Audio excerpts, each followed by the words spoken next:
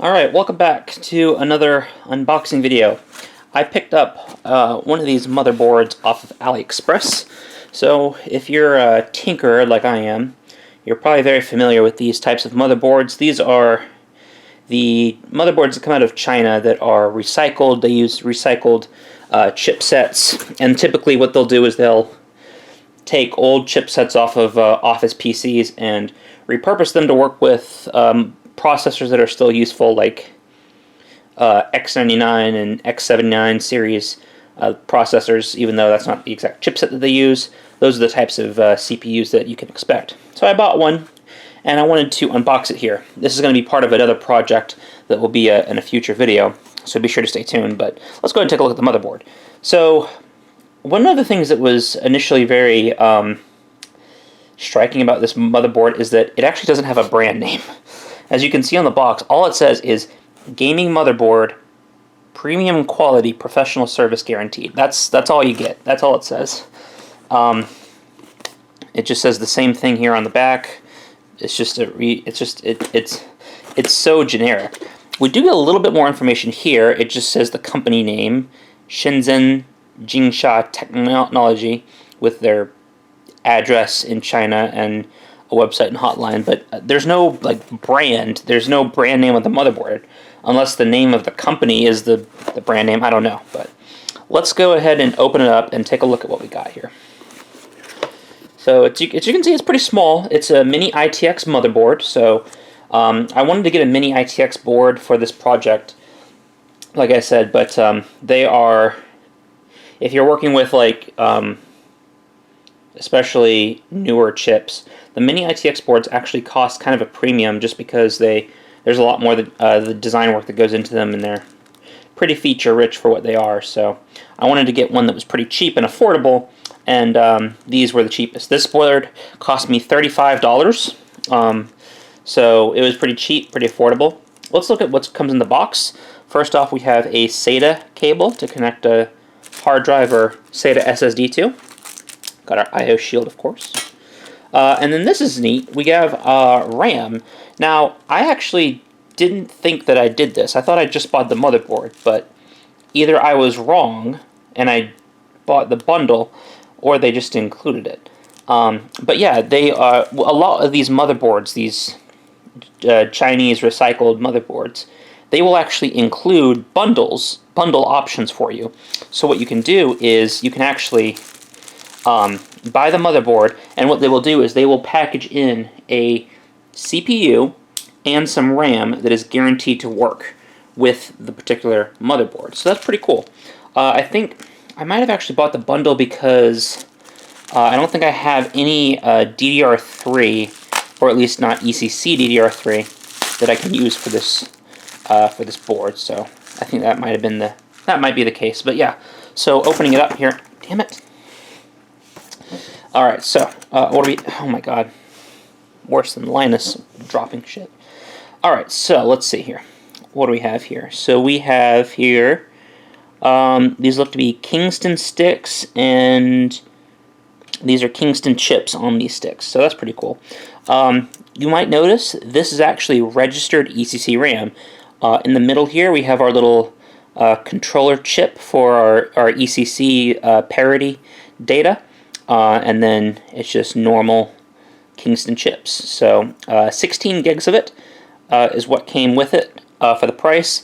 You can find this stuff on eBay for pretty cheap, and since these motherboards are designed to work with Xeons, they'll pretty much take anything that you throw at them and be happy. So you don't really need to be too particular about this, and it's very affordable. So that's nice. That's a perk of these motherboards, being able to repurpose that old RAM. Got one of these adapters. I actually found out what this was for. I used to think that this was part of water cooling, because this was a little bit before my time with building computers. What this is you actually, these little side clamps here, you use these to clamp an AMD cooler to, and then with the 4 holes on the edges here, you can screw it into an Intel socket. So it's an adapter to adapt an AMD cooler to an Intel socket. And it kind of comes from a time when AMD had better chips and they were the default, and you needed to adapt AMD coolers for Intel if you wanted to use them. So I'm not going to be using that, but that's nice to have. A little accessory bag here. It's a pretty complete package. I think this is for the adapter, and it's also the motherboard screws for screwing it into our board. And then they give you a little, look at that, little pack of thermal compound. I have my own. I don't need that, but that's nice to have. And then here we are.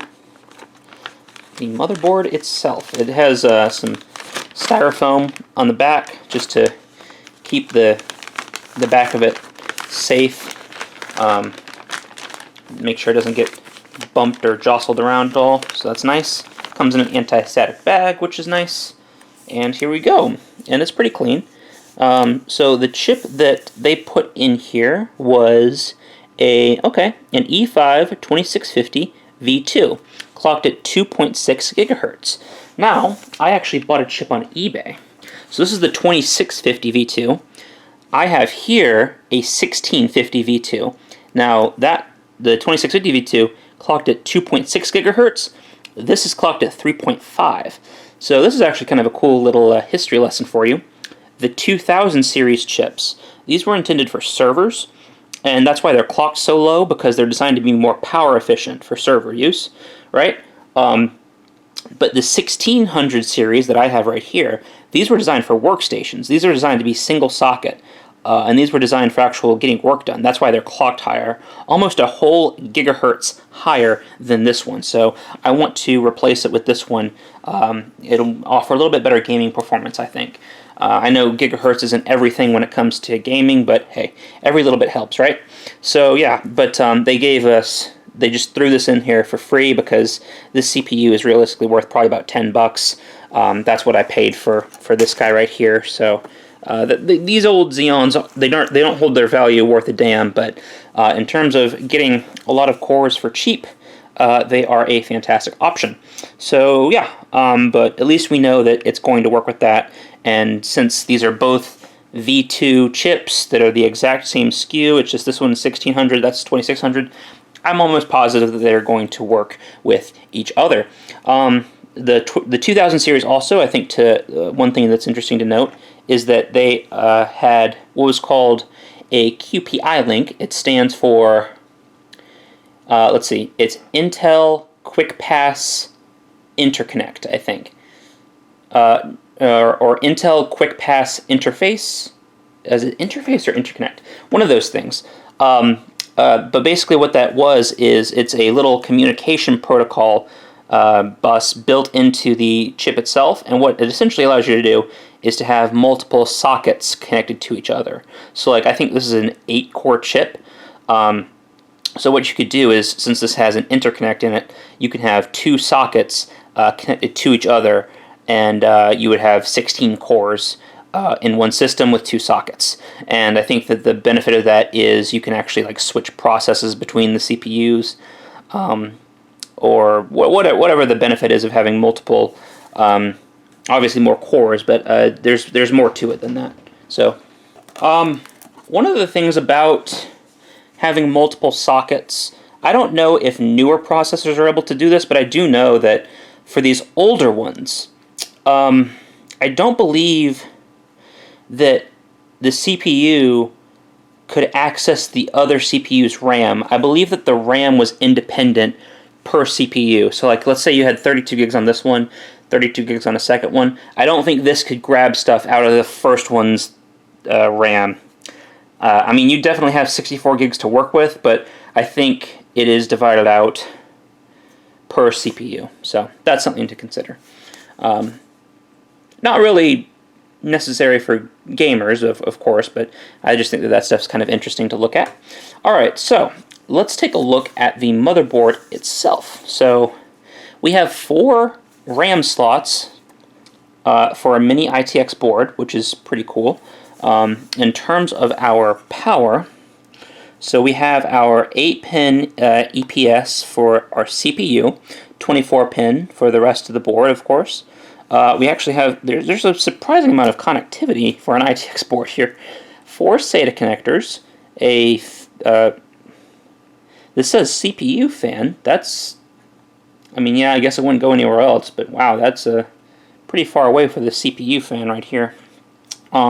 We have our one PCI Express 16X slot. That's all you get for PCI Express connectivity. And then, of course, at the bottom, we have our M.2 slot for our SSD. Yes, these recycled chipsets actually, they built in with a custom BIOS. They actually built in NVMe support. I don't believe, if I remember the listing correctly, this does not support SATA M.2, only NVMe, which is interesting. I don't know why that distinction would need to be made, but I don't believe that this would work with a SATA M.2. I think it only works with NVMe drives. And then, I don't know, I think this is just a China thing, but they took out the CMOS battery. I have plenty, so I don't need to worry about that, but make sure you have an extra one if you want to buy one of these. Again, I've bought these from America, and they ship it no problem, but apparently in China there's something about like exporting batteries that's like no-go. I don't know, maybe it's like a international shipping thing or something. I'm not sure. Oh, this is neat. I just noticed this. Check this out. Up here by the, this would not be fun to cable manage. But up here you have a USB 3.0 header for a case. So you can actually use USB 3.0. Now normally that's not on that side. It's on this side. So it's usually like right around here where these SATA slots are. So you're going to have to cable manage that, so that wouldn't be fun. But it's pretty cool that they have that built in. Yeah, what's this little chip right here? Let's see. It says, I'm looking at this chip, this little IC right here. It says PPT 2319P. Is that, might be a BIOS chip? I'm not sure. Yeah, so VRM is pretty modest on this thing. I mean, you're probably not going to be overclocking this. I mean, most of the chips that are designed to go in these boards don't even overclock anyway. But it is good to use a lower power chip with this, just so that, because, I mean, these are made to be pretty cheap. These aren't designed to be the most robust things in the world, so you don't want to melt any connectors or start any sort of fire or anything like that. I've got our front panel connector right there. Pretty standard stuff, honestly. It's just like a standard ITX motherboard. I don't really know what else to say. Let's look at our I/O here. Pretty pedestrian. I'm amazed. These are you get 8 USB ports, but they all look to be USB 2. I don't believe any of these are actually USB 3. And then this, I believe, is gigabit. It could be 100 meg. I saw, when I was looking at AliExpress for the listings, I saw a bunch of motherboards that only had, it's called fast Ethernet, which is 100 megabit Ethernet. So I believe that this one's gigabit, though. I believe so. So that's good. But I was really surprised at just how pedestrian. And then we have our, of course, headphone, microphone jack, etc. I was surprised at how simple and not modern the I/O is, though. I think what it kind of just comes down to is when they make these boards, they're just making them to be cheap and simple, and the fewer components that you can put on this thing, the better it is in terms of keeping the costs down, the manufacturing costs down. So I guess that makes sense, but some USB 3 would be nice. It also might be that, these are Xeons. They have a ton of PCI Express lanes, right? The problem is that these chipsets are recycled, right? This chipset, I actually don't know what's under here. It could have come from anywhere. It doesn't really matter where it comes from. They're just going to repurpose it to fit, to work, basically. There's no other standard. As long as it works, it's good. So it could be that the chipset doesn't have enough, connectivity to handle 8, USB 3.0 ports or 10 gig networking. You just don't have enough, lanes coming off of that. It could be. Now, you could get that from the CPU, but again, that goes into manufacturing complexities that I'm sure that they don't want to deal with. But it's just really cool that they got something working. This recycling of old stuff and making it work, and adding modern features like NVMe drives to these old CPUs. I just think that that's really cool, and it's something that I love to nerd out over. Looking at the back, really nothing exceptional, nothing to note there. Just a little sticker that says X79G, so whatever that means. Yeah. I believe that's really about it for the overview of the motherboard, and that's everything that comes in the package. So that's going to conclude my little unboxing of this thing. Let me know what you think. I will be putting this into a project pretty shortly, so be sure to stay tuned. It's going to be really cool. Let me know what you think. Leave a comment down below. If you like this video, please be sure to subscribe. Thank you guys so much for watching, and I'll see you next time.